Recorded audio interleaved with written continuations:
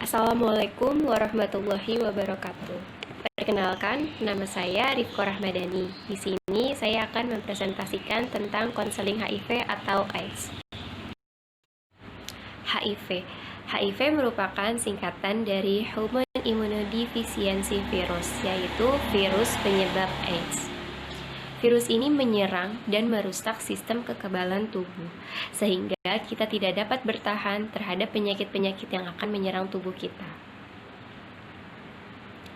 Sistem kekebalan tubuh yang rusak akan mudah sekali terserang penyakit di sekitar kita, seperti TBC, diare, penyakit kulit, dan lain-lain.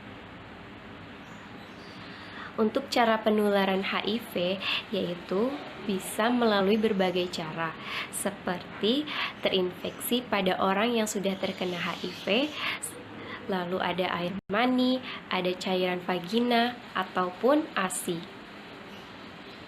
Sebelum HIV berubah menjadi AIDS, penderitanya akan mengalami gejala yang tidak terlihat selama 5-10 tahun.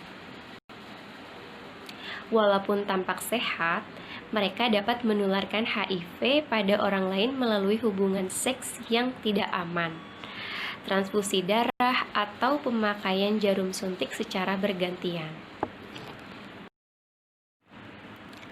AIDS yaitu singkatan dari Acquired Immune Deficiency Syndrome, yaitu sindrom menurunnya kekebalan tubuh yang disebabkan oleh HIV. Orang yang mengidap AIDS amat mudah tertular oleh berbagai macam penyakit karena sistem kekebalannya telah menurun. Sampai sekarang, AIDS ataupun HIV belum ditemukan obatnya. Agar dapat terhindar dari HIV atau AIDS, kamu harus tahu bagaimana cara penularan dan pencegahannya. HIV dapat ditularkan dengan 4 cara, yaitu hubungan seks bebas, penggunaan jarum suntik secara bergantian, ibu hamil penderita HIV kepada bayi yang dikandungnya, lalu kontak darah atau transfusi darah yang sudah tercemar oleh virus HIV. HIV tidak akan menular melalui gigitan nyamuk, orang bersalaman, orang berpelukan, makan bersama, maupun tinggal serumah. Untuk gejala HIV tadi sudah sempat dibahas atau disinggung bahwa HIV tidak akan menunjukkan gejala 5-10 tahun.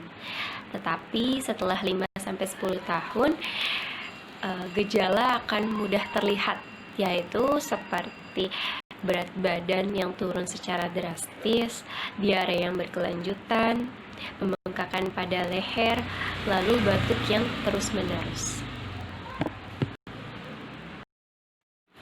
Nah, mungkin teman-teman ada yang mau tahu bagaimana orang yang telah terinfeksi HIV.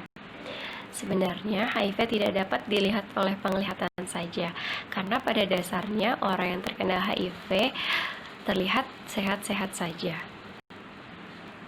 Untuk mengetahui bagaimana orang terinfeksi HIV atau tidak, yaitu dengan cara melakukan tes darah HIV. Di Indonesia sudah banyak LSM. LSM adalah lembaga swadaya masyarakat, yaitu lembaga yang membantu untuk mendapatkan pelayanan tes kesehatan.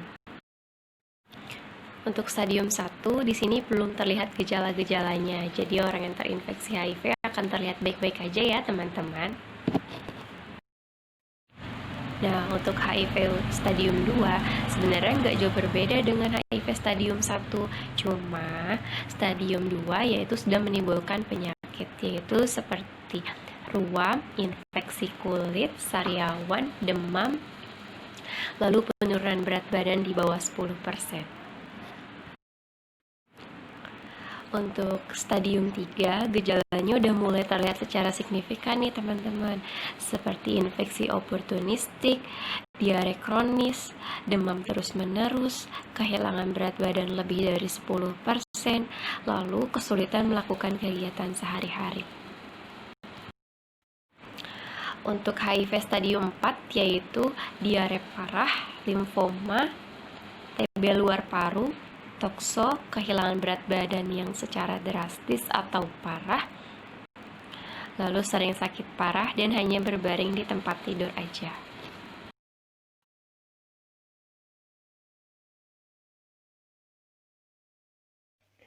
Tidak terbukti terjadi penularan ketika berjabat tangan, pergaulan, toilet umum, pesawat telepon, tempat duduk umum seperti di bis, kapal, pesawat, dan juga gigitan nyamuk.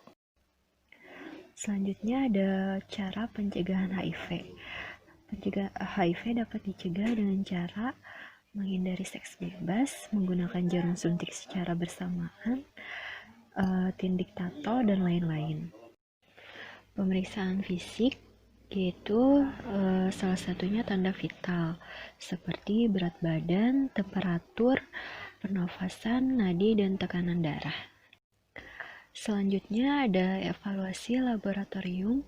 Poin pertama, tes dasar seperti darah lengkap, CD4, CD8, serum elektrolit, fungsi ginjal dan hati, serologis untuk hepatitis, sifilis, toksoplasma, tes tuberkulin, dan juga fototorak. Nutrisi sebagai prioritas utama setiap hari. Kenapa sih nutrisi sangat penting? Karena untuk mempertahankan sistem imunitas, kekuatan otot, berat badan, sistem syaraf seperti ketahanan mental atau ketahanan memori. Obat darurat awal HIV. Jika merasa terkena paparan virus HIV dalam kurun waktu 3 kali 24 jam, bisa menggunakan obat anti-HIV untuk mencegah terjadinya infeksi. Obat ini bernama post-exposure prophylaxis atau PEP, atau di Indonesia dikenal sebagai profilaksis pasca pajanan. Pengobatan ini harus dimulai maksimal 3 hari setelah terjadi paparan. Pengobatan memakai PEP ini berlangsung selama sebulan. Obat ini bisa didapatkan di dokter spesialis penyakit infeksi menular seksual atau IMS, atau juga bisa didapatkan di rumah sakit. Terapi obat HIV itu bisa menggunakan obat-obatan antiretroviral atau yang disingkat ARV. Apa sih yang dimaksud obat-obatan antiretroviral? Yaitu beberapa obat yang digunakan untuk mengobati infeksi HIV. Obat-obatan ini tidak membunuh virus, tapi memperlambat pertumbuhan virus.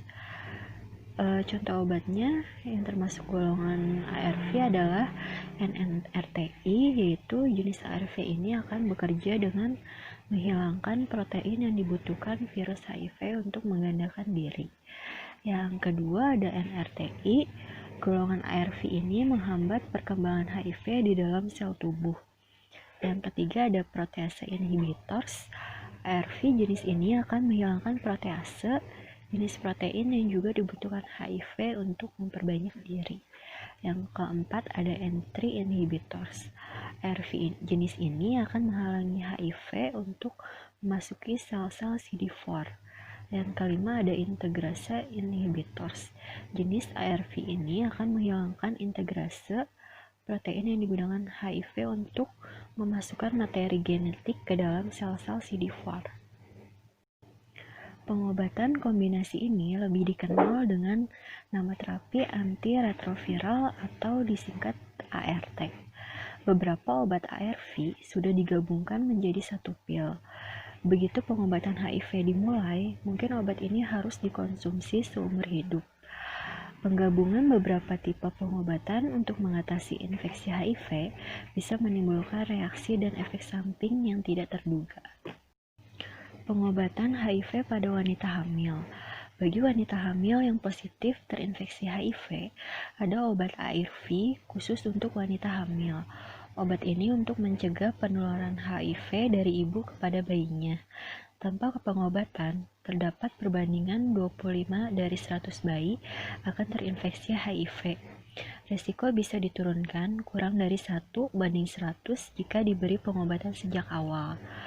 Dengan pengobatan lebih dini, risiko menularkan virus melalui kelahiran normal tidak meningkat. Tapi bagi beberapa wanita tetap disarankan untuk melahirkan dengan operasi sesar. Bagi wanita yang terinfeksi HIV, disarankan untuk tidak memberi ASI kepada bayinya. Virus bisa menular melalui proses menyusui. Jika Anda adalah pasangan yang menderita HIV, bicarakan kepada dokter sebagaimana ada pilihan untuk tetap hamil tanpa berisiko tertular HIV. Konseling dan tes HIV. Konseling yaitu proses pemberian bantuan oleh konselor kepada konseli supaya masalahnya teratasi. Apa sih yang dimaksud tes HIV? Tes HIV itu adalah pemeriksaan laboratorium dengan tujuan untuk mendeteksi adanya virus HIV. Tes HIV itu ada dua macam. Yang pertama itu tes secara ELISA, dipakai untuk penyaringan adanya infeksi HIV atau screening darah donor transfusi darah. Yang kedua, tes Western blot digunakan untuk memastikan tes ELISA. Efek samping obat HIV. Semua pengobatan untuk HIV itu memiliki efek samping. Efek samping yang umum terjadi seperti mual, ruam pada kulit, diare, satu bagian tubuh menggemuk, bagian lain kurus. Yang terakhir, perubahan suasana hati. Sekian presentasi dari kelompok kami, kurang lebihnya mohon maaf bila ada salah kata atau pengucapan. Wassalamualaikum warahmatullahi wabarakatuh.